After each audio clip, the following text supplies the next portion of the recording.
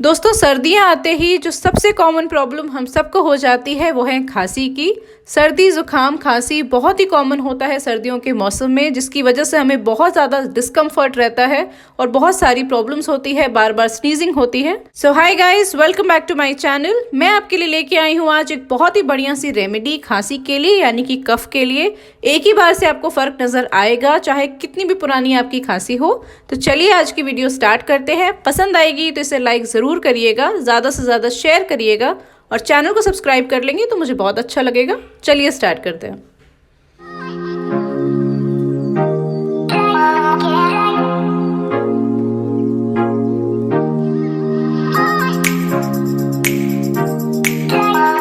दोस्तों सबसे पहले हमें चाहिए अदरक का जूस।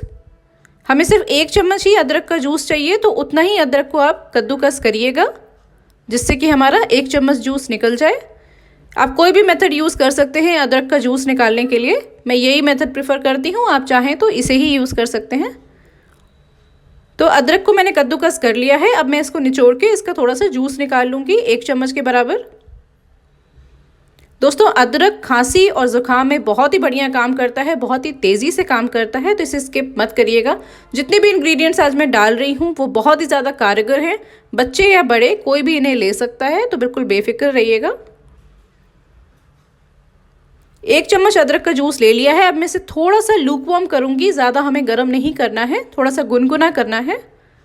आप चाहें तो इस जूस को ऐसे भी रख सकते हैं, बट गुनगुना करेंगे तो ज़्यादा जल्दी ये काम करेगा, ज़्यादा जल्दी असर करेगा।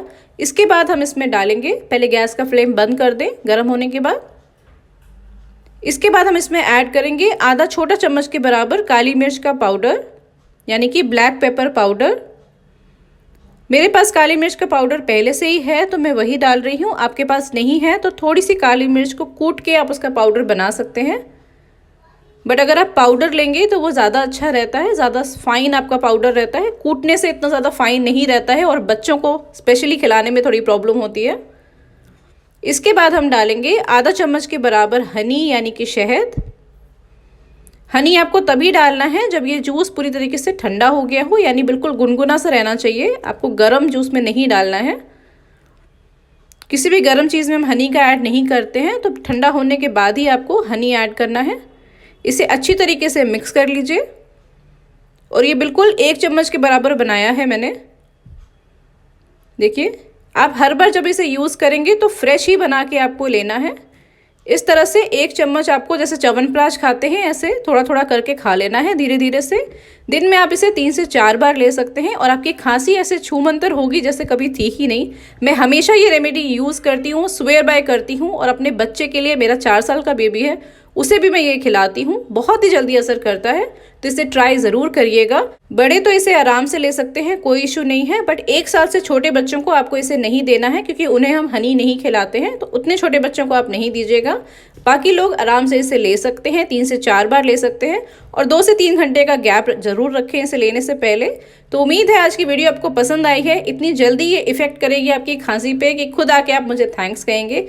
इवन आपको सर्दी जुकाम भी हो गया है तो उस पर भी बहुत अच्छे से काम करता है, और खांसी हो गई है तो बिल्कुल आप इसे लेना शुरू कर दें। एक ही बार में आपको फ़र्क नज़र आएगा, बाकी सारी दवाइयाँ, सारे नुस्खे आप भूल जाएंगे। तो चलिए इस वीडियो को ज़्यादा से ज़्यादा शेयर करिएगा, लाइक करिएगा अगर आपके ऊपर इसने काम किया है तो, और चैनल को सब्सक्राइब कर लेंगे तो मुझे बहुत अच्छा लगेगा। चलिए मैं मिलती हूँ आपसे अपनी नेक्स्ट वीडियो में। Till then take care and bye bye.